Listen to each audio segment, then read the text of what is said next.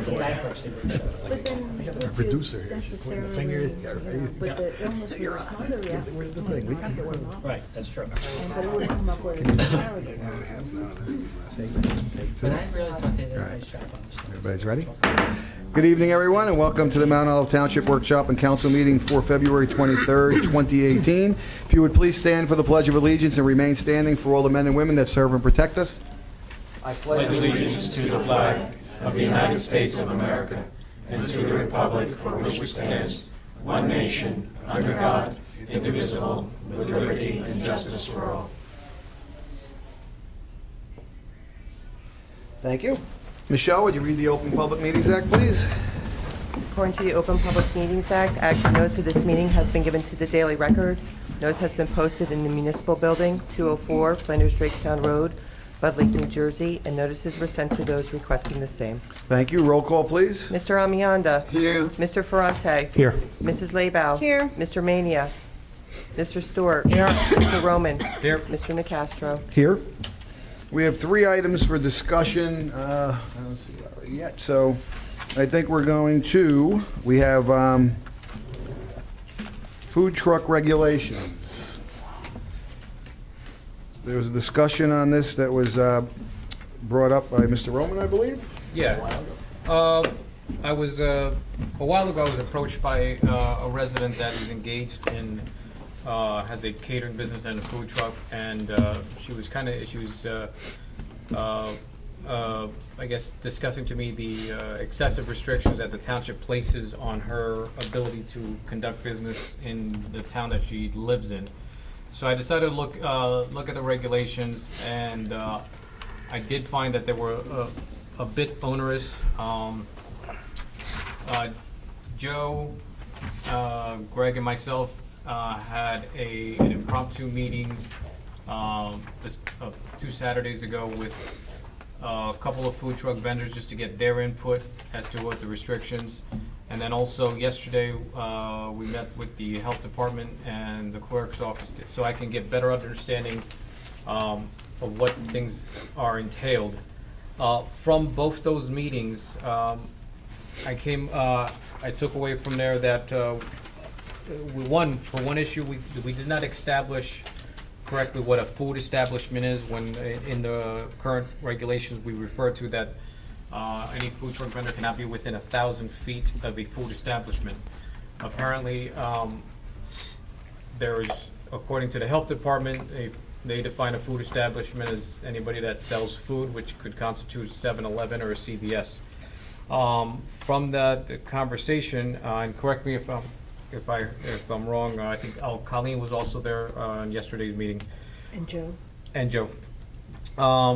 The takeaway that I got, at least for the definition on the food truck, is that on the food establishment, is that they will only be treated per the regulations as an establishment that engages in the similar activity. So I was at least good to hear that from here on out we're not going to treat a Snickers bar the same way we would treat a grilled hamburger. The other thing is one of the other things that I want to get rid of is the limitation, the 2,000-foot distance between trucks. I do recognize that the way this township is laid out, that there are very few spots where a food truck could adequately operate and meet the guidelines of the 10 parking spaces and being within 1,000 feet of another restaurant.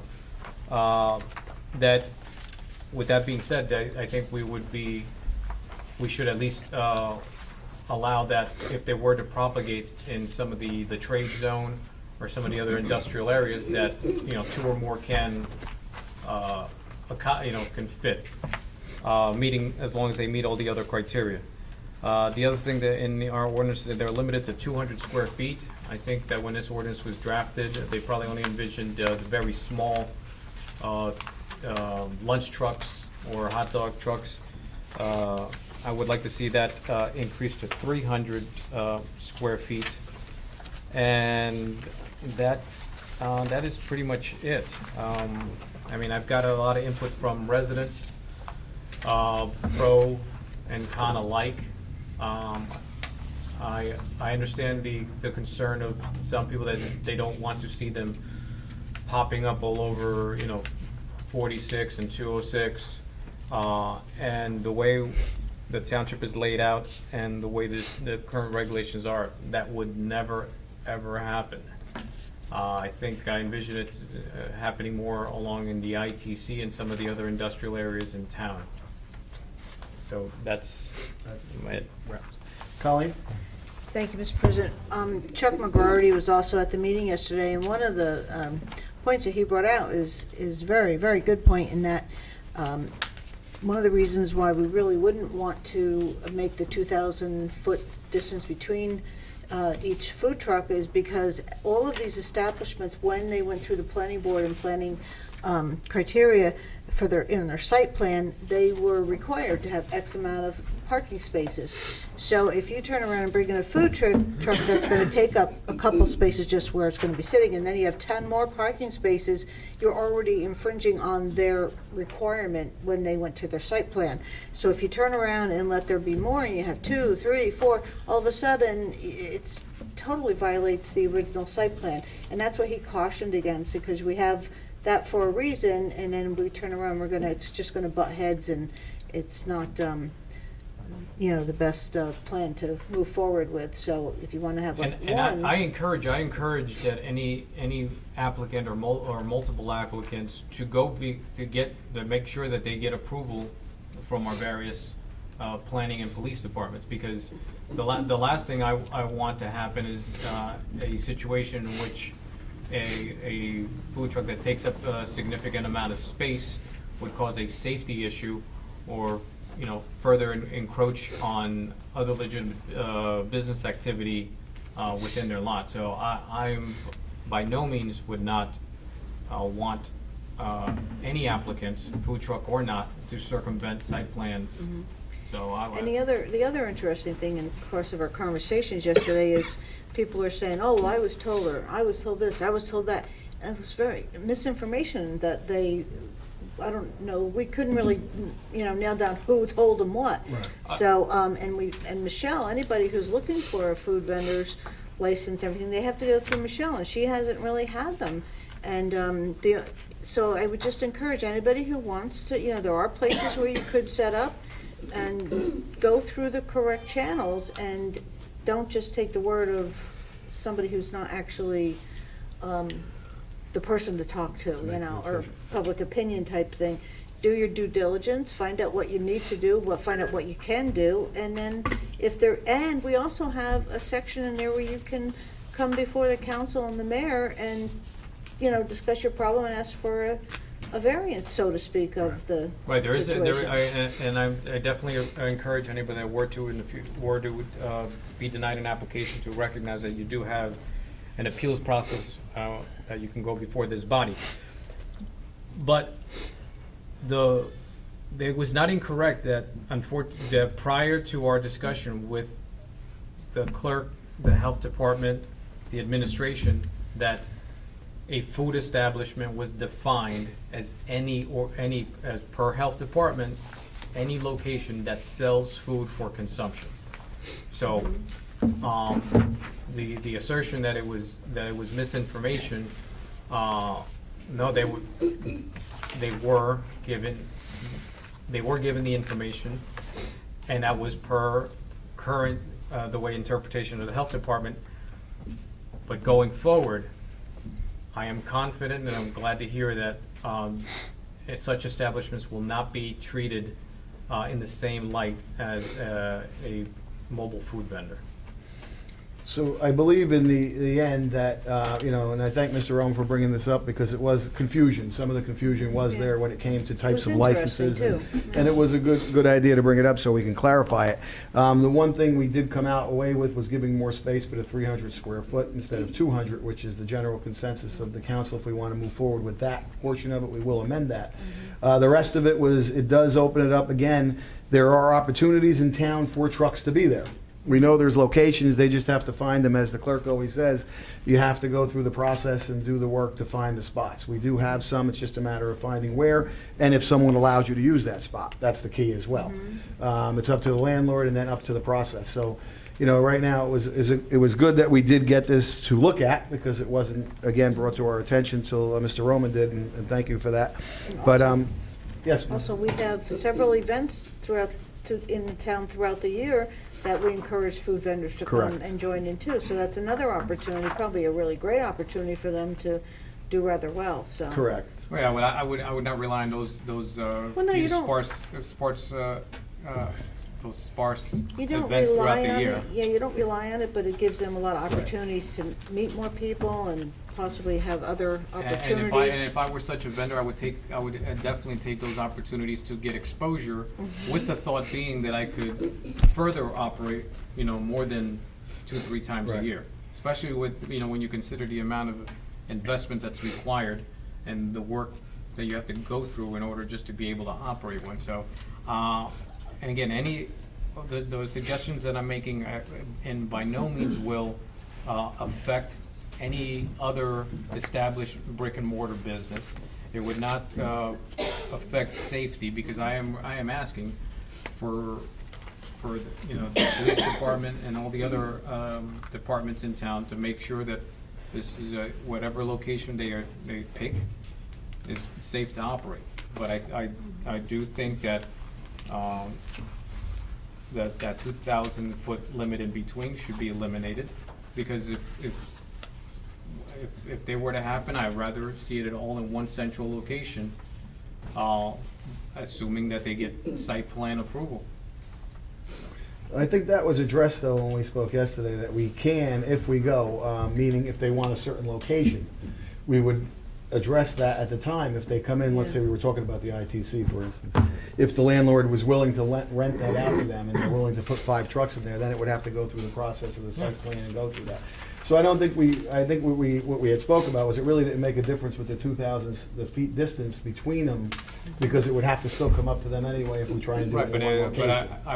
I would like to see that removed from the regulation, because they still need to get site plan approval. And if it's a location that the planning department says it does not adequately fit on this location to have No. more than 1 or 2, No, Alex, Chuck said they don't do site plans on that Correct. because it's not, the land use board doesn't do site plans on our ordinance, it's not, part of the master plan, that, whatever it was, what was Yeah, the it would reason be why a- he said, so the only way we could get them to the planning board is to leave the 2,000 feet, Right. because then it violates the original site plan, Correct. and they would have to go for variance to have the site plan amended. Right, and that would be the At key that point, present, so and it it wasn't has that to much money stay. we talked about, Right, it correct. has to stay there, especially when we're talking about an industrial park. Their site plans are very, very specific. And he was even telling us, like with Walmart and Lowe's, and they keep bringing in their big Yeah, containers to the store their trailers. stuff. They have to get approval to be able to put those, they just can't drop them anywhere. So it's gonna be the same kind of thing. You can't just bring in a food truck and allow for 10 spots and think it's Right. okay with the rest of your right, and site that's, plan. and that property owner would need to get site plan Correct. approval to put 1 But or in 2. order to spark that Right, you need to keep process, that you gotta distance. keep the 2,000 feet. So Yeah, I think what we did was, and you're, That's not how I recall the conversation, but, you know, we can, Well, it's I 2 look forward. against 1. Joe, how did you hear it? I think overall what happened was we got a better understanding, so anybody that wants to apply for this now, we understand the distance per se, but the types of food. That was an issue to begin with, I believe. Someone was Yeah, coming and I say you think can't the open The from one, here to number one here. takeaway that I got is we're no longer gonna, you know. Right, stop treat a- 'em. Treat a Tic Tac like, you know, burrito. Correct. Right. So at this point, I think we're just looking at, well, the 2 questions you have on board, and the general consensus we're looking at from the council is, one of them is the 300-foot usage. Square from footage. Square footage, from 200 to 300. I don't think that's an issue, and I just want a general consensus. Mr. Right. Amianda, are you okay going to 300 square Square foot for feet. usage? What is the problem now? Well, it's just giving them more room. If they do have a food truck, a lot of the trucks are bigger than they used to be. When this first started, they were just little trucks and vans and hot dog trucks. Now they're a little bigger. So we're at 200 square foot space is what they can use. We just want to raise that to 300 square foot to give them a little more space if we need it, because the trucks are bigger. They could put That's out all a we're picnic looking at. table and stuff like that. So we're just trying, on each of these, I just want to know the consensus, if you would be in favor of raising it to 300 or keeping it at 200. No, keep it at 200. John? Mr. Ferrante? The 300 is, you know, with the trucks now, you need a little more space. Yeah, that's fine.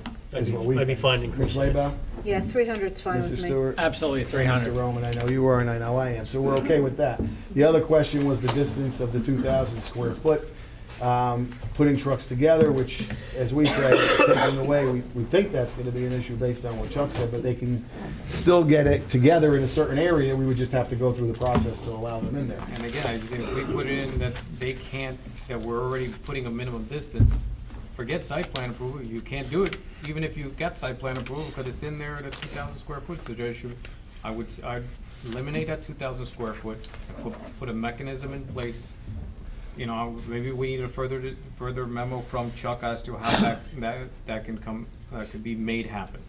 Yeah, and well, we might have to relook at that again, but right now, I know yesterday he said it was not Yeah. something we can do Right. based on what we have, and it would be a bigger issue, I believe, than And I think what what we it, thought. what it goes down to, if with the 2,000 square feet, if they go for site plan variance, to change of their site plan, then they would just come to us and say, Correct. can we give them a pass on the 2,000 square Correct. feet? It's, And that we- doesn't cost them Right, anything, and you depending know, where it is, time. it would, right, What? depending where they would be, so. Council, are we allowed to do that? Or Yes. let's say they were denied, because let's say we had one person, one truck already there. Another one wanted to go there and they were denied because you can't be, because it's 2,000 square feet. Under this appeals process, can we just automatically, can we approve it, even though? As long as. They it- would have to go through the appeals process. Right, for us. So we could. With the site plan. But then we can, Make the decision, the final decision. I don't know yes or how no. that would interact with I feel more comfortable checking with the site, with the planning board attorney Okay. on that, on how that would work. So- yeah, this is, all right, then, I guess we gotta wait for further information On that, yeah, we'd have to wait for further on that, but generally speaking, I don't know what the consensus is of the council. Are you, are you in favor of limiting it to closer than 2,000 feet each? Or you wanna wait till we- I think what we should at least establish, are we looking more to have food trucks in a more central location that is more industrial, or, you know, with a much bigger lot than if they were able to find a lot on, say, 46 or 206? Because my thinking is, I'd rather see them in the ITC Correct. or in a more industrial area, and if two or more promulgate, then that's even better for them. But so if that is the intention that we want to see happen, versus one here, one there, one scattered throughout town, then we at least have to establish that. So would you rather see them, assuming that they fit all the other qualifications, that they're scattered throughout town, or if they end up kind of falling in line in a more, you know, industrial area? Yeah, I don't think there's much, yeah. And there might not be a location. Yeah, that's the issue, I think, to begin with. When you look through the township on the highway, we have two main highways. There really is not many locations per Right, se. there isn't not So many you're never locations. gonna get two of them really on any of those spots to begin with. To The begin question with. was, do we wanna allow them in other areas? And I know, Yeah. Oh. Mayor, one second, has something. And I then think Colin. that if you change that particular restriction, you're opening up Pandora's box to a number of different issues that nobody has thought about. And I would not be in favor of that kind of change.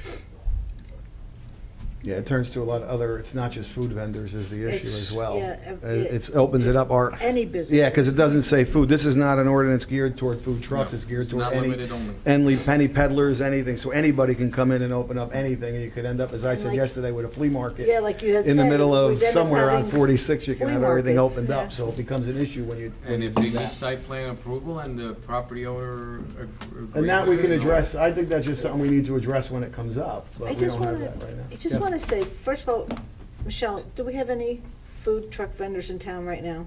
Any food vendor trucks anywhere? Yeah, I just contacted him today, Martin Osborne, who is the ice cream Yeah, truck. He got approval, but he is, Transient.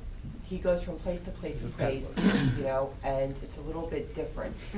You know, my takeaway from yesterday was that Chuck really was not in favor of amending the 2,000 feet because it would cause a whole host of problems. I can't give you exactly what Chuck said because Chuck is just Chuck and he knows the ins and outs of it. But, you know, for each of those people, it requires 10 spaces for one thing. So if you say you're in the industrial zone, we discussed this yesterday, the ordinance kind of makes them lean towards going to the industrial side of things. But I don't think that, I wish Chuck was here today because I don't really think that it's going to be something that is gonna work out with the 2,000 feet. And you don't get a lot of requests for it, and I'm kind of thinking that we don't really have I have somebody, I do have another food truck again, he goes from place to place to place. it's a transit, it's a different And- thing than somebody who's parking and planning. Yeah, and years ago, the way the ordinance was done was so that we don't have a hot dog cart or food truck on every corner. And I gave the scenario yesterday, like in Route 15, there's a hot dog truck that sits there. But there's no place on 46 per se where you can just, there's a curb or there's a business where you can just pull off. You know what I'm saying? And other towns might have different ordinances, but not all of it isn't set up like that. And you're not going to be able to have trucks just up and down 46. And it's not like we don't have a whole bunch of people wanting to put the food trucks in anywhere, so I don't I think think, if someone comes into my office and they want, I'll give them the ordinance, I will give them the application, and as I always tell everybody, first find your spot. Don't fill out the That's the application, key. find your spot, go talk to, you know, Chuck, and once you get approval on the area, then fill out the application, and then move forward that way. Yeah. Because it is very, very difficult to find a spot, but it can be done. I think people just don't want to do the yeah, work. and to they find really a want to, I think they want to be in a spot where they feel they're going to have a lot of traffic, so Correct. that they're going to make business. So I would really like to just make a motion that we just do the 300 square foot and then put this to bed, because we spent a tremendous amount of time on it. And I think that we're done, you know? I think that'll solve the problem, at least I feel that'll solve the problem, whether everybody else does, you know. Yeah, we it just don't. like the mayor said, it's a Pandora's box. There's like, even with listening to Chuck yesterday, all the possibilities, all the things you got, and it's very expensive to go for site plan Yeah, it- amendment and everything, so I really don't see. You know, he did bring up a good point about, what is it, the Olstead? Yeah. Farms? Oh, Yeah, what happened at They Olstead, did yep. things, And yeah. that they just, the owner just went ahead and started saying, okay, well, I'm gonna have this on site, I'm gonna have this. And then The little that's girl when got accidents killed. happened Yeah. because there wasn't enough room in there to, Yeah, that's why you have a procedure, you have a And that's why I specific want to see thing. any applicant that does decide that they get at least signed off by the planning department. Well, I think they can come to us with the appeals. Again, we don't have a bunch of them right now coming in. If they do, and we want to address that, I think that's the best way to go. Because I'm not opposed to the ITC and all, but it all comes down to, like Chuck said, the planning. There's so many X amount of spaces that are allocated for these businesses when they take it, and then if you take away, 40, 50 spaces, it impacts everything. So they it's something don't- we can look at when it happens, but I don't think we have anybody really looking 4 or 5 trucks And I looking to go remember from anyplace. being on the planning board, they don't particularly want to have extra parking spaces. They just want, they'll Correct. put up the cost for the minimum of what they have to put in. So, I mean, I think Ms. Lebow is correct at this point, if we can do, at least correct the 300 feet to give them more room. And if something comes up where we want to put them in a different spot, or we get more people applying and we see there's a lot of them and we want to put them somewhere, then I think we can address it. But we don't even have anybody really any applications The other thing, pending. the other thing that I would at least like codified, because even though right now during, on the food establishment, what is to at least, I want some language in there, because who knows from here on, the next administration might decide that That's a question I wanted to ask our attorney, is that, one thing Derek brought up is that comes from the state, their definition. Are we allowed to change what the state has said as their definition? And It's that really was- It really crazy. depends. I'd have to it's- look at the Yeah, it's the actual one thing I do agree language. with Alex, it's like, okay, well, yeah, like, CVS is not the same kind of a food establishment as a pizzeria or a restaurant or Right. anything else, so or a And ma- deli. And many towns regulate food trucks, but Right. it's, you know, you have a lot of you have broad discretion, and a lot of towns do it differently depending on how they're situated. As you say, Mount Olive may be different from, you know, the arrangement of the land than other towns. And, you know, some towns restrict the number of food trucks. A lot of towns don't. So you have a lot of discretion, but I would have to look at the actual language to Yeah, see. I'm because that's- sure they must somehow address that issue so that different types of entities are treated. Do we have food, was he said, just to clear up, because I don't remember yesterday, but was it, is in the ordinance, does it mention food or it says similar business? It doesn't No, say, did it say food, our ordinance? Our ordinance says similar business. It doesn't mention say food at anything all. about food. So No, later, yeah, so- later on, Board it of does. It does mention it say somewhere? the Well, word the Board of food Health. food establishment. The We Board of could Health. certainly We look should at look at that that. then to Yeah. clear that up, Because that- along with the 300 feet that everybody's in favor of, and at least try to get those two Yeah, if we things can, cleared up. define that better. Yeah, that would be That a, would be great, but Derek, you know, from the health department, his concern was, changing what the state has, you know, enacted, so and that's a good point, it's, you know, I don't know, it's hard to, like, which one's really stronger? Yeah, that's what I was understood, that if you can make it stronger, you just can't make it weaker. I don't think defining what you mean by food. Unfortunately, that's not how I recall the conversation, because you could, basically, as far as the health department's concerned, food is food. So we can regulate on our end what we define Well, as a similar food establishment business. right. Right, so you're gonna find out. So we first can for find sure that and out. define Yeah, it. we'll look at the We'll look language at that and see see if we can tighten that what up room, somehow. if any, there Yeah. is to. To clear that address up and that. tighten So it up, and that's then we can important, look so at that. yeah, so we go with the 300 square feet. Yes. And define food. And defining what the food is, that'll open it up more Move for on people to to the next- understand where they can go. And then we at move that on to point. the next thing, okay. And I just, even though this may seem trivial to some folks, I mean, for the few people that it is affected, it is their livelihood. Imagine it, you know, we all know Marty's ice cream, you know, and he's a staple of this township. Imagine if all of a sudden we started doing things more difficult that, you know, for him to operate, you know, so I don't take these discussions, you know, lightly. So I think we have our direction. And we'll wait to hear back from the attorney on that. Thank you. Andrew, the community video? Thank you, Council President. Just wanted to give you an update on the video that I recommended several months ago.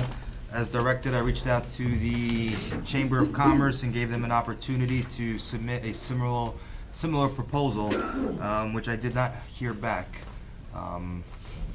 I also reached back out to the vendor that was providing the video to see if they have any other things to offer, which they did offer some more features as well, which I'll discuss.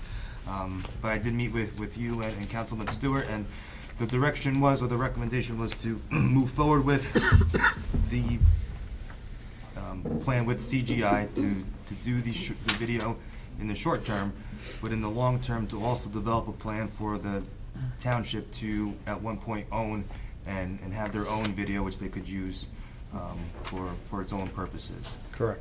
So that's Ms. where Laban? we left off. Andrew, do they make a presentation? Would they come in and do a presentation for us, so we have Well, no? no, I mean, you can look at the websites and see what their sample videos are like. Yeah. Before we approve the video, they'll give us a chance to make any edits to it.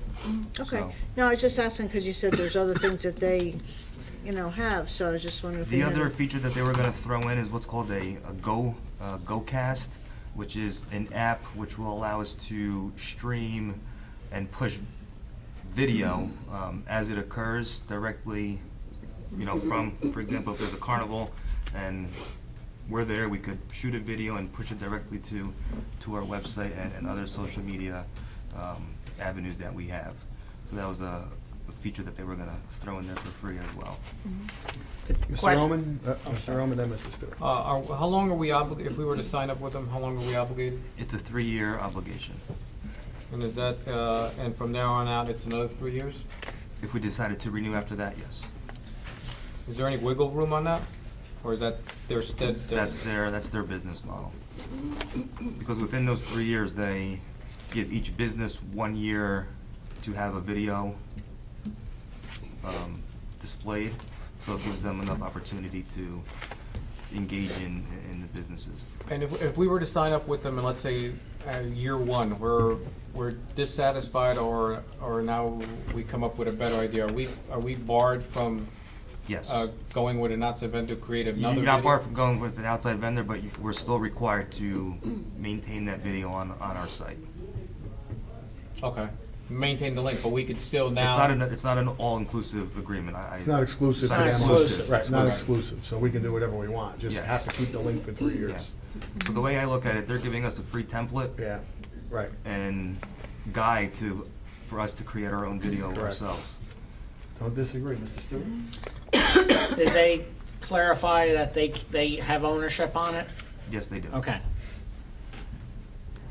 So we're okay with, I think, I mean, unless I hear anything else that's concerning, as long as we're not, if we're dissatisfied that we can't, prevent us from going with either another vendor or doing it in-house, I'm fine. yeah, that's the key, as long as we do our own. Yep. The videos will sit there anyway, theirs. 'Cause, just to read it, I understand their business model. They need our link for them to sell Correct. advertising on On their site. correct, So they need our page to springboard off. correct. Is everybody okay, generally speaking? Everyone's all right? We can Sounds move like a forward good with that then, plan. Andrew. Thank you. Thank you. Chief, we're breaking, now we're going to talk about adding the money to the budget for the police officers.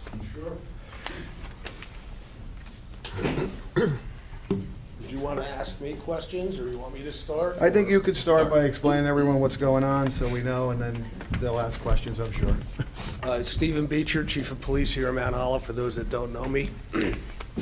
What we've been talking about is adding Class 3 specials to our list of specials that we can hire in Mount Olive. Now, this legislation was passed within the last 2 years, and the purpose of this legislation was to enable police departments in schools more flexibility in hiring former police officers to work security at all the schools. So the Class 3 legislation allows former police officers to work armed on school grounds. Off school grounds, they're not allowed to carry their weapon, and they don't have police powers like a Class 2 would, but on school grounds at school functions, they would have full police powers. So with the Class 3 special, right now, the law says that there can be a maximum of 5 years of separation from service. So for all those that would be eligible, all those retired officers that would be eligible to apply to become a Class 3 special, they could not be retired for more than 5 years. Next year, that will change to 2 years, and I believe it changes the year after. But right now, we have no provision in our rules and regulations or ordinance for the hiring of Class 3 specials.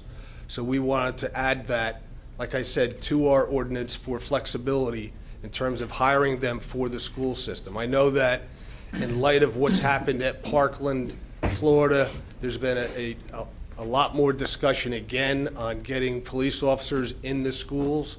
And Class 3 specials are a more affordable means for towns and schools to do that, because those officers already have a pension, they already have medical benefits, and so that doesn't figure into the salary equation for those officers.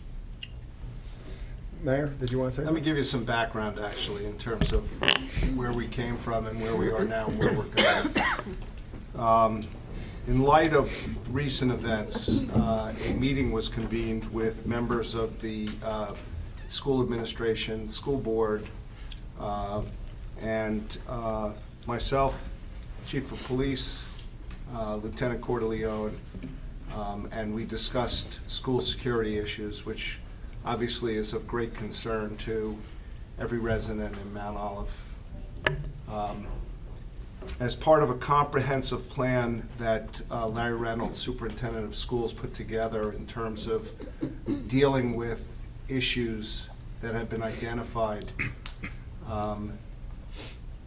the request was made of the township to add 2 police officers, one at the high school, one at the middle school, to deal with security issues, basically on a full-time basis. The school was prepared to actually add a police officer in each one of the 4 elementary schools. So we're looking at a situation as part of a comprehensive plan, which doesn't just deal with police officers, but deals with a total overhaul, security overhaul in terms of our schools. Having given it some thought, spoken to the chief, I had asked Larry to come tonight to really speak in advance, in furtherance of the video that he put out and the plan that he gave us. The decision was made by the administration, basically me, to come to council to add in approximately $160,000 into this year's budget. We had a meeting yesterday amongst the administration and the police department to talk about whether or not the 2 officers that the school has asked us for should be full-time Class 1 officers or Class 3 officers, as the chief had discussed, in terms of mostly retired police officers trained, carrying, in uniform, under the control of the police department. After having given some thought to a number of different factors, including the fact that if we brought on Class 1 officers, we wouldn't be able to get them into the schools. We wouldn't be able to get people into the schools without depleting our current force until January at the earliest, because you have to put the Class 1 officers into the academy. And we weren't prepared. We're already kind of short-staffed in terms of the number of officers that we have, to put officers in the schools and deplete the current level of services that we are providing to the police department. That the best course of action to get an immediate result was to hire Class 3 officers once the council approves that position. It will give us 6 Class 3 officers in the schools, plus 1 Class 2 officer who's already at the high school, which is Joe Kluska. It will give us a uniform presence. It will give us a uniform presence under our current police system. Meaning that the chief and the lieutenants, the captain and lieutenants, would have supervisory responsibility for the school security in terms of the Class 2 and 3 officers. And I thought it was of the utmost importance in light of the society that we live in today, and knowing what I know about our school system, that we get this in place as quickly as possible. So having said that, I made the decision that rather than hire 2 Class 1 officers, who would then have the ability to not only work in the schools, but work also throughout the township as the chief determined the needs of the municipality, these people would be strictly in the schools, which is really what I'm looking for right now. Notwithstanding that, I made the decision to come to council for an additional pot of money, which I haven't made the decision to spend, nor would I make the decision without coming back to you, which is to put money in the event that we see that the Class 3 system is not really to the best interest of Mount Olive Township, to hire a Class 1 officer, to put somebody in the academy come July, which would then give us the ability, the flexibility, to allocate a Class 1 officer to the school system.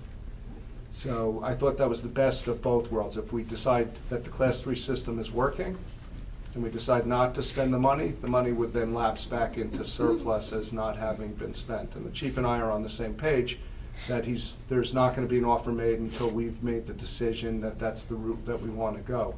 But I thought that that was the prudent way to go. It gives us flexibility. We're going to get the Class 3 officers into the school. We're going to see how it operates under the chief's direction, and then we'll reevaluate prior to July, and if appropriate, hire a Class 1 officer if that's really the best route that the municipality wants to go. And perhaps at that point, make the decision that come the end of the year, when the Class 1 officer actually comes on board, to let one of the Class 3 officers go, or keep them all, depending upon whatever type of evaluation that we get in terms of the way that the system is working. It's an unfortunate world that we live in today. I can tell you that in the last 2 weeks since the incident in Florida, there have been at least 5 reported instances throughout northern New Jersey that I've seen where high schools have been evacuated, middle school students have been arrested for posting things of a threat nature on the internet. I can tell you that Mount Olive is not immune from that kind of thing, that we deal with the same kind of situations, and my hope is that the communication between the school board and the police department improves significantly so that the police department is aware of all of the different threats that our children face on a daily basis.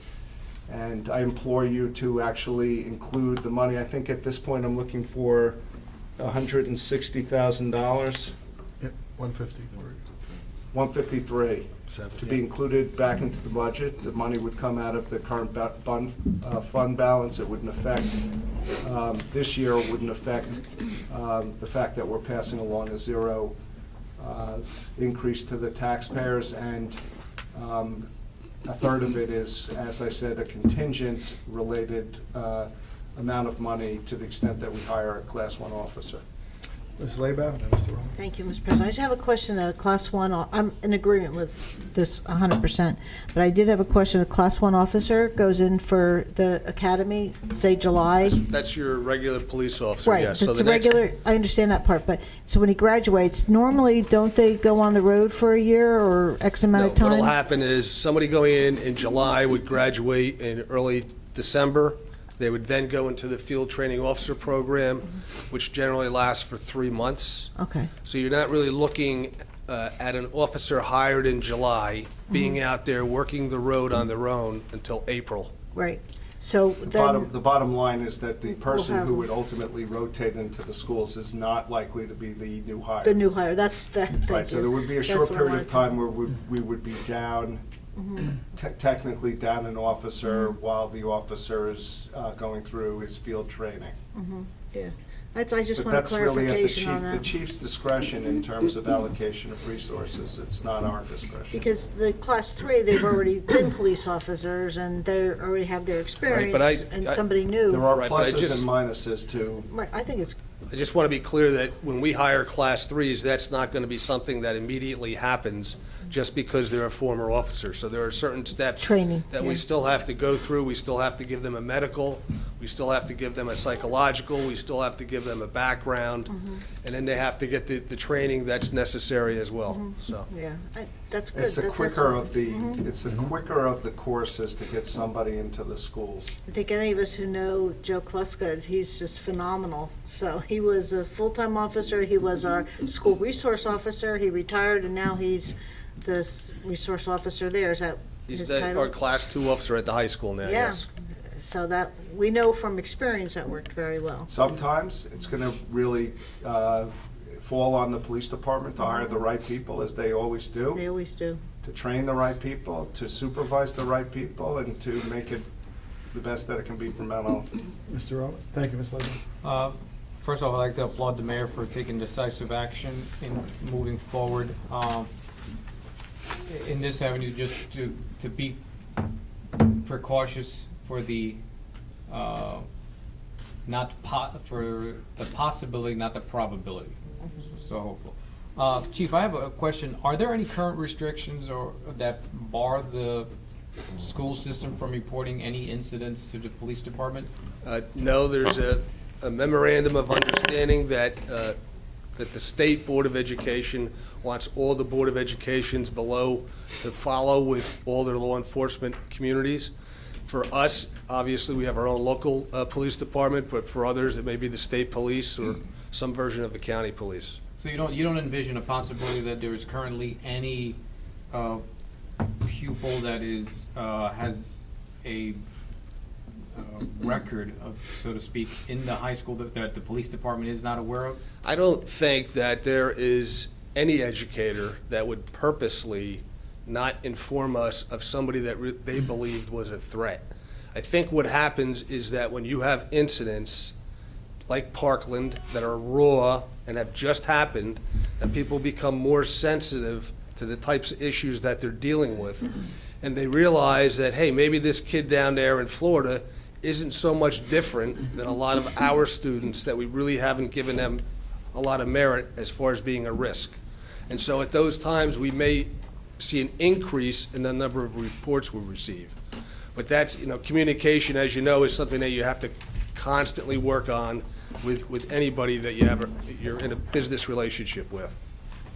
Is there any special training that you're aware of that the police department goes through in order just to weed out some of these situations? Because, I don't know about the rest of the council, but I was not the most well-behaved person in high school. I find that hard to believe. Are you kidding? And I would hate, luckily back then, there was no YouTube, so none of my stuff was, recorded. But I would really hate for somebody that is just acting out now to end up with a criminal record that will haunt him for the rest of his life. So I just want to make sure there is at least some kind of Understand screening. that we investigate things, we just don't come in and charge people. But we have a duty, we have a duty to protect and make sure all those students and teachers in the schools are safe. So if somebody tells us something where there's a potential risk, we're gonna go speak to that child, we're gonna speak to their friends, we're gonna speak to their parents, we're gonna speak to their associates, and we're gonna determine, in our opinion, if there is a risk there. Good. And we'll share our opinion with the school officials. Thank you. Thank you. Yeah, the school board was very forthcoming in terms of identifying individuals that were potentially risks. And I had suggested at the meeting that we have quarterly meetings to make sure that nothing slips through the cracks. In terms of your comment, Alex, I would rather, at this point, err on the side of safety than on the individual children's. If someone, at this point, with where we have all come through, who is in middle school or high school, and puts a threat out there, then they do so at the risk that they are going to be charged by the police department. We can no longer turn a blind eye to that type of activity. I think the message needs to be sent to both the children and to the parents that it will not be tolerated. We don't know who is the ticking time bomb, and we can't take that chance. So that we need to take appropriate action when it arises, when we learn about it, to do everything that we can to protect the children in our community. Agreed. Ms. Slava? I just want to say that, you never know, 2011, October, one of the associates in my office, just all of a sudden, he came in on a Friday night, and he had his briefcase, of course, we thought it was a computer inside, and it was guns, and he ended up killing our office manager. And they had no fight or no relationship, nothing like that, which was finally proved out in the end. And he just, it was really scary to look at where she sat and see the wall behind her with all these bullet holes, and to see where the carpet was all ripped up from the bullets. And it was just like, all of a sudden it happened. There was no animosity, there was no warnings, there was nothing. And and at the end of the day, we did find out he was going through some serious things. He had was filing bankruptcy. His mom was dying of brain cancer, and he was a primary caregiver. So he had issues in that respect. But we'll never know why he did what he did. So it's any opportunity to, be prepared and look to make sure everybody's as safe as you can possibly be is really fantastic, because that's Right, and that's why we do active shooter awareness with businesses in town, and we talk to the businesses in town about things like leakage. Like, when somebody is about to do something like that, they're not themselves, and there's ways that those threats kind of leak out inadvertently, and a lot of times people don't give them any credence. But there's no harm in reaching out to the local law enforcement and checking with them and letting them know so they can look into that. And if I may chime in, and that's why I applaud the no stigma program that we're going in, so that way, at least the, residents that currently either themselves or know of someone that might be dealing with some issues, at least, has a friend in the police department that they can seek help. Yeah, listen, we understand, our officers understand that there are a lot of people in our community that struggle with mental health. They struggle with a lot of stresses that go on in their life, like job loss and divorce. Our officers see an awful lot of that. And that in and of itself doesn't lead our officers to form a judgment as to what that person is capable of. You guys do a fantastic job, because there was a situation a couple years ago, and I brought it to your attention, and I thought it was handled really well, and this person who had some issues stopped doing what he was doing, and he got the help he needed, and it was a very, very good end result of what could have been really, really bad, so. Now, we're very You guys fortunate are to have some excellent. exceptional officers. So on that note, we have a general consensus. Everyone in favor of? Yes. I'm sorry. I just real quick want to talk about the amendment process, because Okay. we don't normally do that. We Right. normally introduce and adopt, so I've spoken with Gary, and there are certain thresholds that an amendment would have to meet to have a separate public hearing and a much longer process. Fortunately, we don't have to worry about that for this amendment, because the dollar value is not that great. So we can actually amend the budget and hold our public hearing and adopt on the same night. So, as I mentioned to you before, we can't do it on the 13th because state aid has not been certified. So the expectation is we'll be able to do it on the 27th. It is going to take a supermajority, though, to amend the budget to get in. So we just need a consensus. Everyone in favor of doing this? Yes. Yes. And there's no increase, right? No, Everyone's it's in going to come favor out of that, surplus, so- Colleen. So yes, we'll move forward with that. Current fund obviously. balance, you mean? Yeah, current fund balance. Yes, you. Rob. Perfect. Thank you very much. We'll move forward with it then as planned. Joe, if I could also, I'd like to also include in the amendment the recent interlocal agreement that we had for animal control that we just approved, because it'll be one other thing off my plate. So if you see That's that, fine. it's just a, interlocal revenue and then expense, so just a heads up. That's fine. I'm sure Okay. we're all fine with that. Thank you. Thank you. Thank you, Chief. Thanks. We have 23 resolutions. Does anyone have any questions or concerns, comments on the resolutions? Seeing none, we have three, let me see, where are we? Four ordinances, one for first reading, three for second reading. Does anyone have any? Nothing on those either. Does anyone have any old business? Mr. Owen? Andrew, could you give us an update on when you believe that the bridge at River Road is going to be open? It should be open shortly. The last piece of the puzzle is they're waiting for guardrails. So once those guardrails, they've been ordered. I was told by the end of February, which is tomorrow. But And is it my understanding that it is currently open for emergency vehicles? yes. Okay. All right, thank you. Any other old business? Any new business? Mr. Owen? Same subject of roads. I'd like to, earlier my comments were to be about what we could do about the entrance at Tractor Supply over at Clover Hill. Fixed it, That private, and then I see that, that the administration, thanks to the mayor, has already filled the holes. Now, is this something that we're gonna be billing them? Yes. Okay. Yes. It's a complicated issue. There are a series of deeds over there that are not quite clear. I had a discussion with Chuck about a week ago in terms of getting this done, and it wasn't as easy a process as I thought. Oh, I can imagine. I know most people think that it's, we just tell people what to do and, Well, that doesn't happen. Obviously, it would be a zoning violation, and they would get ticketed, and they would have to come to court if you could figure out ultimately who the appropriate party was. But at some point today, it just became obvious that we just needed to get it done. We went on private property, we filled it in, and I told Andrew that he needs to bill it back to the appropriate party. I mean, at one point, I was actually considering closing down that entrance into the shopping center, and if need be, I would have closed down the other entrance into the shopping center, and somebody would have come up quickly and put some asphalt in those holes if that had happened. I mean, it really was out of control.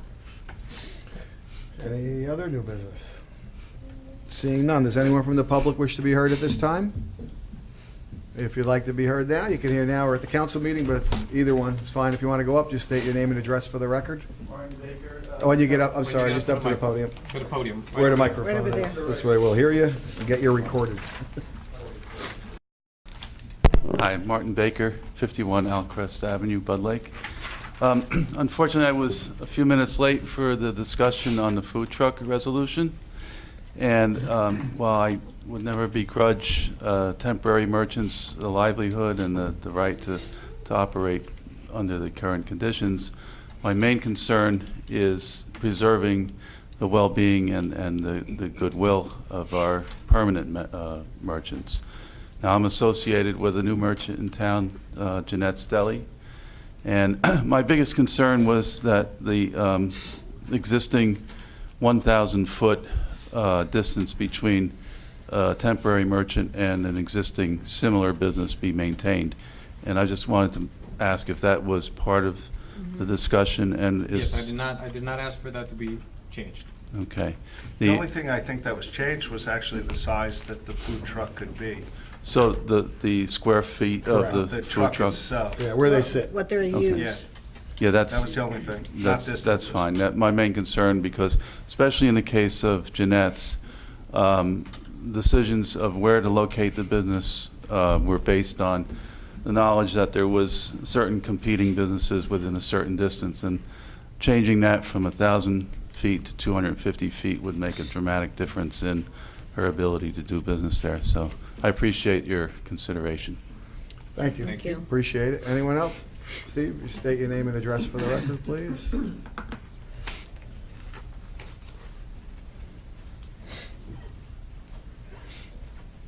Yes, hi, my name is Steve Gutkin, 11 Warwick Drive, Long Valley, New Jersey. I'm actually the landlord of Lakeview Plaza, 10 Wolf Road.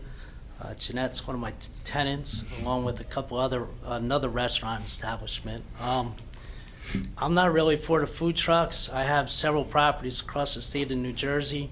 I have a vast majority of different tenants, but tenants are becoming brick and mortar tenants in this state are becoming very hard to come by. With the big malls going out, everybody's searching for tenants and retail. It's just becoming an impossible thing. Even if you go up and down throughout Mount Olive, which has a lot of strip malls, a lot of buildings, you have a lot of empty spaces.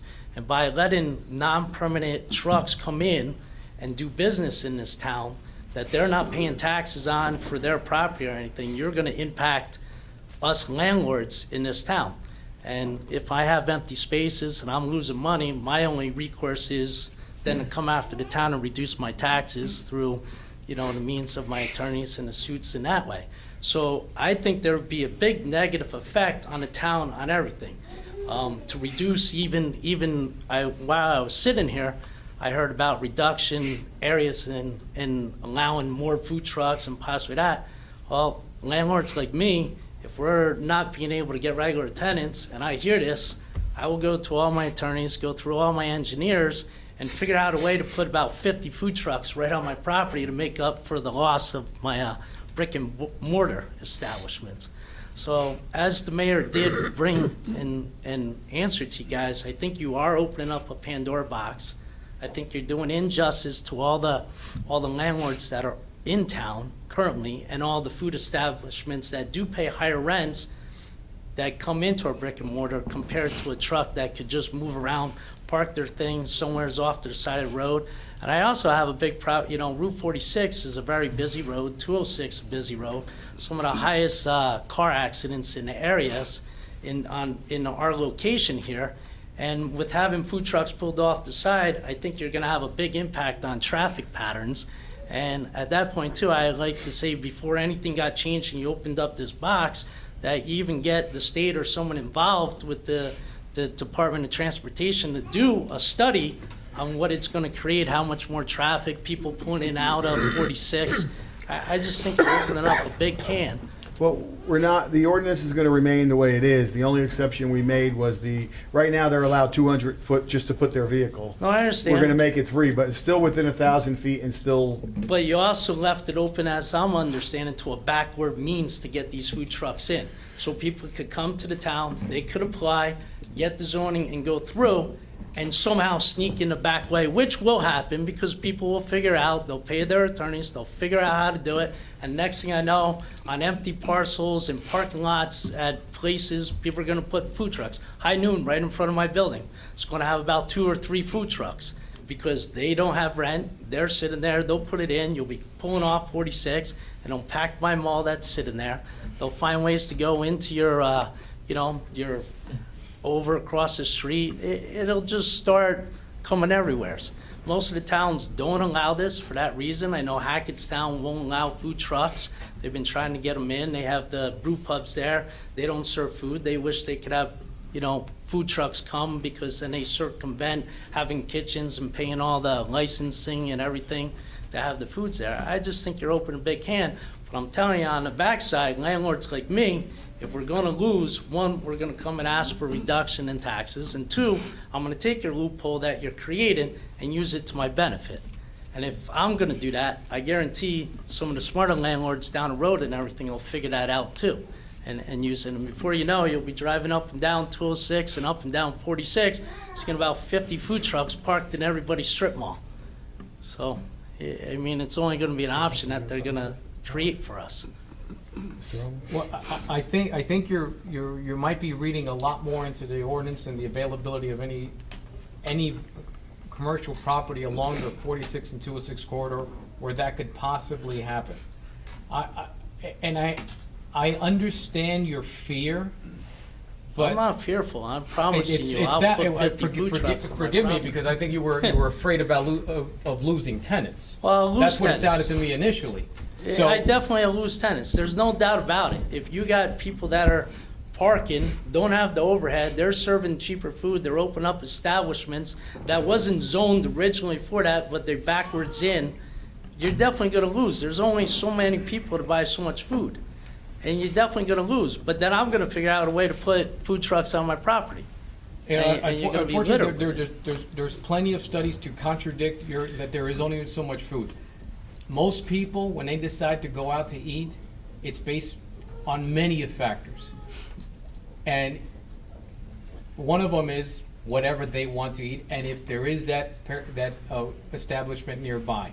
All right. If food establishments and if your tenants are disappearing, it is not because of food trucks. You're already citing yourself that you are losing tenants, that you have a bunch of, and there are no food trucks now. So obviously, food trucks have not been a factor in your properties. You are correct. The food truck is not a factor. If And anything, you should be upset with Amazon. But what I'm saying is, right now, strip malls are losing tenants.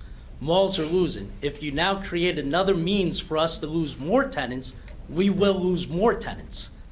So right now, if I have 8 out of 10 stores filled and I have 2 empty, you open up food trucks, I could lose my Chinese restaurant, I could lose my deli, that'll be 2 more spaces, and possibility of me not getting new tenants because they'll be like, well, there's a food truck here, there's a food truck there, I can't compete with them because it's cheaper. So my biggest issue that I can't understand is, for years, there's never been food trucks in this town. And according to Michelle down there, she doesn't really get much of applications for food trucks. So what is the purpose of all of a sudden changing the way that this society is run in this town after all these years where we've been thriving to add food trucks? What is the problem? I don't even get why you would open that up when it's never been something that is necessary. It's not like she gets 200 people saying, hey, we want food trucks. So besides maybe an alternative motive on your part, because I don't hear anybody else speaking about it, and I don't know you, I don't know the background, I don't know your relationship with whoever maybe wants food trucks, but something doesn't sound right. And I'm not calling you out, I'm not saying nothing, but to me, sitting there, something sounds not right. It does sound to me like you're calling me out. So Well, I'm just I know saying, there's whatever- plenty of rumors going out there. Number one, I have no rumors. I would I'm not never from this ever town. work on a food truck. I'm not geared to that sort of business.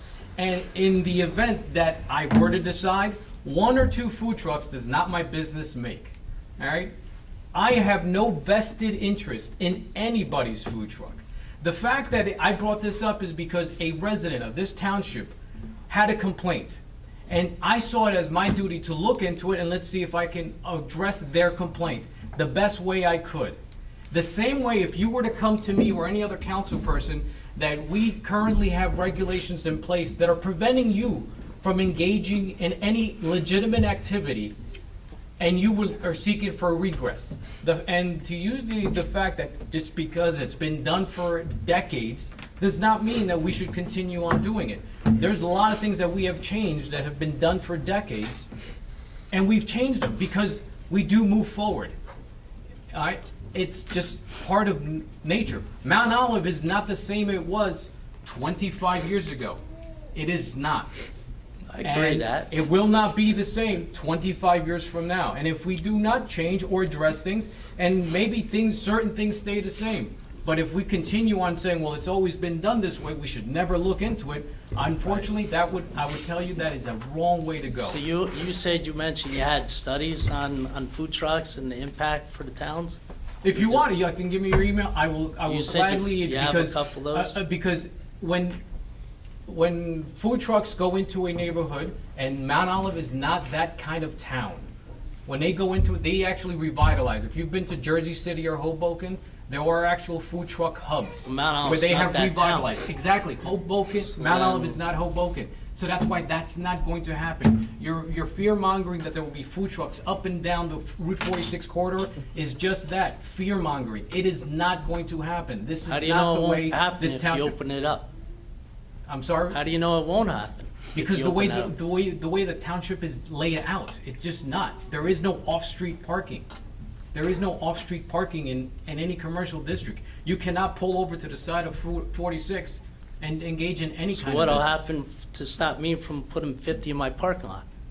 And where they can Well, pull off and park? one, you can't put 50 in your parking lot because for one, it's not 10, you need 10 parking spaces per truck. And last I looked at your lot, I think you can only fit 20 cars. Yeah, but I have some land next to it too I could go do. And I'm it's just asking you, how- free. And if you want to do that, and if you And how want do to you do stop the that, next guy and the next guy with all the land and empty spaces? up and exactly, you down? have empty lots I'm anywhere just saying- that allows any property owner to engage in a legitimate legal Well, business. you and me could go back and forth, I get that, and appreciate your time, but I'm just saying, it's a tough economy already, and to open up where someone has a distinct advantage of where they're not paying mortgage rents, they're not paying this, they have a truck. With all due I get respect, you're I gonna- guarantee you that any food truck vendor is saying, I do pay this and I do pay that. They're not going, They they're not pay engaging property in a tax, they pay property You tax. pay in the town. property tax, and if you have an empty storefront, you still are obligated to pay the property taxes.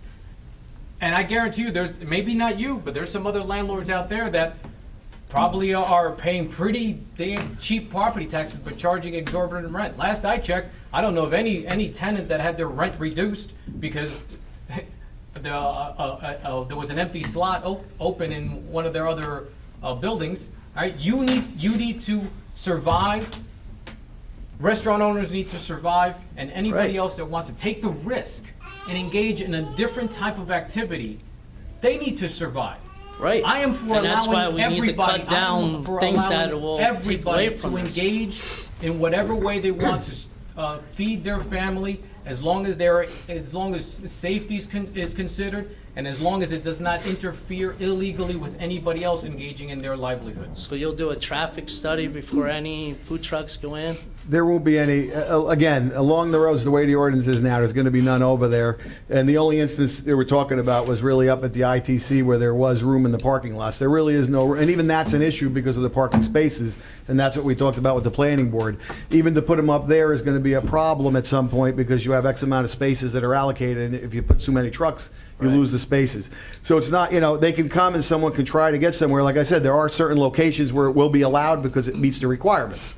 Outside of that, right now, there's no place that meets a requirement for 5 trucks, 2 trucks, or 8 trucks because it's not big enough. Even the ITC, it's the landlord's property.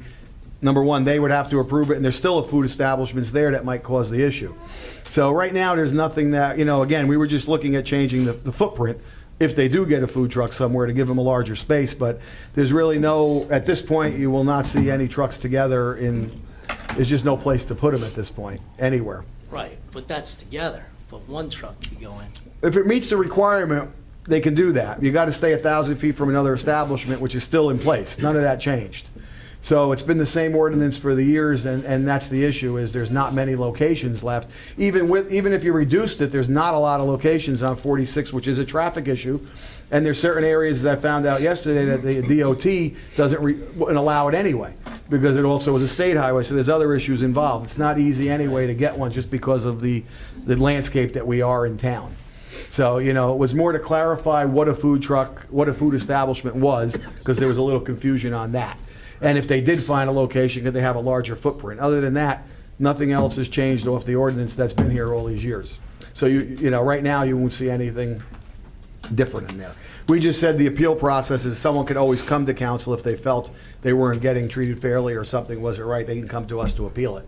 But other than that, the ordinance is the ordinance. Right, so That's they'd that. have, so it's still said that if someone wants to do it, they have to go through zoning. The same They area, have to go they have to get do everything according to, variances, that's there'll it. be open meetings, there's no, No, there's nothing that can go back door. They still got to come, and even if they were Okay. coming to appeal, they got to come in a public meeting. They're here. right. It's not anything there's nobody can go back door to anything. It's all public. It still goes through zoning and everything. If it needs to, it would, if there was a zoning issue. Usually it's not because they don't meet the requirements of where they need to be. There's already in place what needs to be. Right, okay, thank you for the understanding. Thanks, you. Steve. Does anyone else from the public wish to be heard at this time? Seeing none, close to the public. Do we have a motion to adjourn the workshop? So moved. So moved. Do we have a second? Second? All in favor? Aye. Any opposed? Open up the Mount Olive Township Council meeting for February 27, 2018. Michelle, would you read the Open Public Meetings Act, please? According to the Open Public Meetings Act, adequate notice of this meeting has been given to the Daily Record. Notice has been posted in the Municipal Building, 204 Flanders Drakestown Road, Bud Lake, New Jersey, and notices were sent to those requesting the same. Thank you. Roll call, please. Mr. Amianda? Here. Mr. Ferrante? Here. Mrs. Labow? Here. Mr. Mania? Mr. Stewart? Here. Mr. Roman? Here. Mr. Nacastro? Here. Mr. Amianda, would you approve the minutes from the previous meeting, January 30th, 2018 workshop, and February 13th, 2018 workshop and public meeting? Yes, Mr. President. I make a motion for approval of minutes of previous meetings on January 30th, 2018, work session, and February 13, 2018, work session and public meeting. Second? Any discussion? Roll call, please. Mr. Amianda? Yes. Mr. Ferrante? Yes for the January 30th, 2018, and abstain from February 13th, 2018. Mrs. Labow? Yes. Mr. Stewart? Yes. Mr. Roman? Yes. Mr. Nacastro? Yes. I open the hearing. Let me see where we are. Yep. Correspondence. Yeah. Oh, correspondence. I knew I turned it too quick. We have 19 pieces of correspondence. Anyone have anything on those? Nope. Seeing none, I open the hearing to the public on ordinance number 5-2018, a bond ordinance providing for various capital improvements in and by the Township of Mount Olive in the County of Morris, New Jersey, appropriating $4,256,532, therefore, and authorizing the issuance of $4,576 bonds or notes of the township to finance part of the cost thereof. Mr. Ferrante. Sure, I move for adoption and final passage ordinance number 5-2018. Second? Does anyone from the public wish to be heard? Seeing none, close to the public. Any council discussion? Roll call, please. Mr. Amianda? Yes. Mr. Ferrante? Yes. Mrs. Labow? Yes. Mr. Stewart? Yes. Mr. Roman? Yes. Mr. Nacastro? Yes, ordinance number 5-2018 is passed on second reading, and I hereby direct the clerk to forward a copy of the same to the mayor and publish notice of adoption as required by law. I open the hearing to the public on ordinance number 6-2018, bond ordinance providing for various improvements to the water utility in and by the Township of Mount Olive in the County of Morris, New Jersey, appropriating $680,000, therefore, and authorizing the issuance of $646,000 bonds or notes of the township to finance part of the cost thereof. Mrs. Labow. Thank you, Mr. President. I move for adoption and final passage of ordinance number 6-2018. Second. Anyone from the public wish to be heard? Seeing none, close to the public. Any council comments, concerns, questions? Roll call, please. Mr. Amianda? Yes. Mr. Ferrante? Yes. Mrs. Laybow? Yes. Mr. Stewart? Yes. Mr. Roman? Yes. Mr. Nacastro? Yes, ordinance number 6-2018 is passed on second reading, and I hereby direct the clerk to forward a copy of the same to the mayor and publish notice of adoption as required by law. I open the hearing to the public on ordinance number 7-2018, an ordinance of the Township of Mount Olive, County of Morris, State of New Jersey, amending Chapter 81 Recreation, specifically Article 2, Fees for Recreation Department Program, establishing recreation fees for various township-sponsored recreational activities. Mr. Stewart? Thank you, Mr. President. I move that for adoption and final passage, ordinance 7-2018. Second. Anyone from the public wish to be heard? Seeing none, close to the public. Any council questions, comments? None. Roll call, please. Mr. Amianda? Yes. Mr. Ferrante? Yes. Mrs. Laybow? Yes. Mr. Stewart? Yes. Mr. Roman? Yes. Mr. Nacastro? Yes, ordinance number 7-2018 is passed on second reading, and I hereby direct the clerk to forward a copy of the same to the mayor and publish notice of adoption as required by the law. Next item on the agenda is for first reading ordinance number 9-2018, an ordinance of the Township of Mount Olive, County of Morris, State of New Jersey, amending and supplementing various provisions of Chapter 68 Police Department of Township Code. Mr. Roman? I move that ordinance number 9-2018 be introduced by title and passed on first reading, and that a meeting be held on March 13th, 2018 at 7 p.m. at the Municipal Building, 204 Flanders Drakestown Road, Bud Lake, New Jersey, for public hearing, consideration of second reading, and passage of said ordinance, and that the clerk be directed to publish, post, and make available said ordinance in accordance with the requirements of the law. Second. Anyone from the public wish to be heard? Seeing none, close to the public. Any council questions? Seeing none, roll call, please. Mr. Amianda? Yes. Mr. Ferrante? Yes. Mrs. Laybow? Yes. Mr. Stewart? Yes. Mr. Roman? Yes. Mr. Nacastro? Yes, we have 23 resolutions. Does anyone wish to move any to non-consent? Seeing none, who was doing that one? I forgot to look up.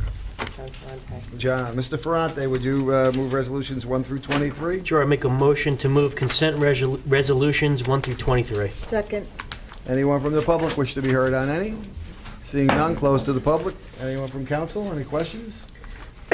Seeing none, roll call, please. Mr. Amianda? Yes. Mr. Ferrante? Yes. Mrs. Laybow? Yes. Mr. Stewart? Yes. Mr. Roman? Yes. Mr. Nacastro? Yes. Mrs. Laybow, would you please move the bill list? Yes, thank you, Mr. President. I move the bill list for approval. Second. Anyone from the public wish to be heard on the bill list? Seeing none, close to the public. Any council questions? Seeing none, roll call, please. Mr. Amianda? Yes. Mr. Ferrante? Yes. Mrs. Laybow? Yes. Mr. Stewart? Yes. Mr. Roman? Yes. Mr. Nacastro? Yes. Administrative report. Mayor, Andrew, Claudia. I'll start. Saturday, March 3rd, at Jersey Girl Brewery, an event run through the 200 Club to meet our first responders from 1 to 5. The robotics program at the high school will be having their district event on Saturday, March 10th. Opening ceremonies will begin at 10:30. And on a happy note, join me in wishing Anthony Spera, who is a sophomore at Mount Olive High School, the best of luck at the States this weekend in Atlantic City for wrestling. That's right. Nice. Thank you. Andrew? I just want to comment, we were informed that we were awarded the Transportation Trust Fund grant to repave a section of ITC North. Yes. I think it was about $292,000 was the Nice. grant award. So the engineer will be preparing a proposal for design specifications, and we should be doing that in the fall. That's very good news. Excellent. Thank you. Excellent. That was our second time applying for that section, so. Yeah, very good job. At least we got that. That's a big number. Third. Very good. Third time. And it desperately needs it. Thank you. Any old business from anyone? Any new business? Any legal matters? Nothing tonight. Thank you. Council reports. Mr. Amianda, anything on Board of Ed or seniors? Yes. The Board of Education held its regular meeting on Monday, February 26, 2018, at Administrative Building, 6:30 p.m. The board took action on the following items. approved personnel items, approved monthly expenditures and reports, approved HIP report, approved the board secretary's report for the month of January 2018. The board discussed and approved school safety and security reports. Our board thanked the mayor and the council for approval of extra funding of extra armed police officers in each school building. The board approved policy number 7441, electronic surveillance in school buildings and school grounds. The board also approved business and administrative action items. The board discussed and approved the 2018 to 2017 school calendar. Senior citizen report, there is none. Seniors will meet on March 6, 2018 at 11:30 a.m. Thank you, Mr. Amianda. Mr. Ferrante, anything on environment, lake, or library? Nothing until next month. Mr. Stewart, anything on economic or community action panel? Nothing on economic, and the Community Action Panel meets Thursday to formalize the plans for the fall. Thank you. Ms. Lebow, anything on open space, Board of Health, or Board of Health, sorry, wrong one. No, we don't meet till next month again, and, but I am going to be the council liaison for the stigma program. We're going to add that on there. Yeah, so we're gonna add that on, and I have some ideas on having a grand kickoff kind of a thing. I know a lot of people aren't aware that we do have a store, a gift shop in town called Presence of Mind. It's at the mall at 206. And they hire, all their employees are folks with various disabilities. So I will be contacting the manager to see if we can have our beginning event there. And I'm looking forward to it and getting some people on board and trying to, get some awareness going and letting people know it's okay. You don't have to single people out. So And that's a good everybody- location. Yep, yeah, it is. It's been there really, many it's- times. Yeah, I like it. I was actually, they asked me 2 years ago, I think it was, to come over there having a book signing, and it was great. Yeah. What do you want, we're going to add it to the committee report. Was it just a stigma committee? How do you want it listed? I guess. Michelle, Well, ask me it's what you part do. with with MoMAC. It's on which- MoMAC, so do Well, we- it's part part of, of, but it's but- not actually, so, yeah, just. Separate. Lisa said yes, separate. stigma. So just the stigma. It's such a strange word, stigma. We'll figure it out. We'll get back to you on that. Yeah. We'll get back to you on that. I'll Yeah. list stigma committee Right. right now, then. Right. just let Then we us can know. change Decide it to if something you change want to before call the it next else. meeting. Yeah, because it's all in the Okay. early Just stages let her right know. now. Oh, there we go. Oh, you're already wet. Mr. Roman, hey, Cracker Pride. He's trying to poke me over here. You brought it up. I have nothing to report. Thank you very much. Does anyone from the public wish to be heard at this time? Yes. You know the routine. Just get up, state name and address for the record. Cool. You dropped your paper, You DJ. dropped the No, I just paper. had a question. Robert Oshist, 307 Kings Arrow Road. I just had a question for the business administrator. When you said that grant, was that including International Drive? Yes. Oh, thank God. No. I drive on it every day going into from Bud Lake to Newton. Only a section of it, from Route 46 to Clark. It's on the north side. Is that the north side, I guess? That's the north side. Yeah. Yeah, the other side, not by Walmart. Yeah, no, all right. So on the side that has all of the international. manholes. Correct. By FedEx down that end. All the caverns? Correct. Yes. Yes. Thank you, that's all. Thank you. Anyone else from the public wish to be heard? Seeing none, close to the public. Any council comments? Mr. Amianda? Yes, Mr. President. On February 21, 2018, I attended Morris County League of Municipalities meeting held at Birchwood Manor in Whippany, New Jersey at 5:15 p.m. Mr. Michael Darcy, Director of New Jersey League of Municipalities, gave a State of the State address. Mr. Massey reviewed the 2015 to 2016 legislative session. Topics for a presentation were park decision Park decision affirms that contracts that expired on or before are governed by the 2% success agreements and expect the ruling to be appealed because people are, most of the municipalities don't agree with the decision not to extend it, not to extend the 2% agreement. Now, presentation number 2 was he asked the league members to engage in the social campaign. Number 3, section 1 legislation has been introduced to review the cap 2%.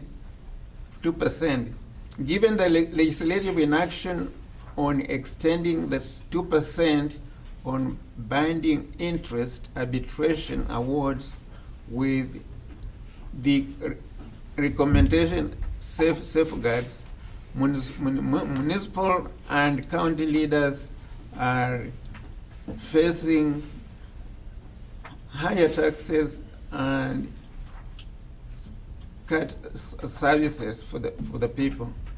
Now, the league also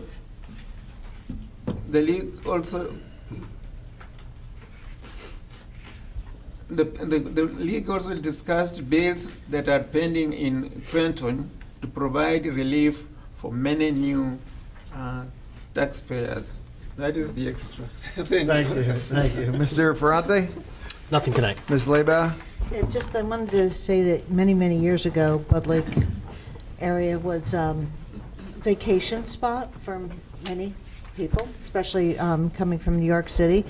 And there was a lot of little stands set all over the place for various things that they would sell goods or whatever. And I remember one time reading in one of our ordinances that you were no longer allowed to set up a stand and tell fortunes. So I think that one might still be on the books, to tell you the truth, because I saw it in the past 10 years. They also had an ordinance on there, which is not on the books, that you weren't allowed to change your clothes in your car on Sand Shore Road, but you could go on Bud Anywhere Road, else you could, or but not on anywhere Sand else Shore, you could. Must have been So- something going on there. So these things come about for for whatever reasons, and so I would have to say that probably way back then, the town pretty much, they had changed a lot of things because they really didn't want a lot of transient sales type thing going on, and they were taking more value into their brick and mortar places, and things, change.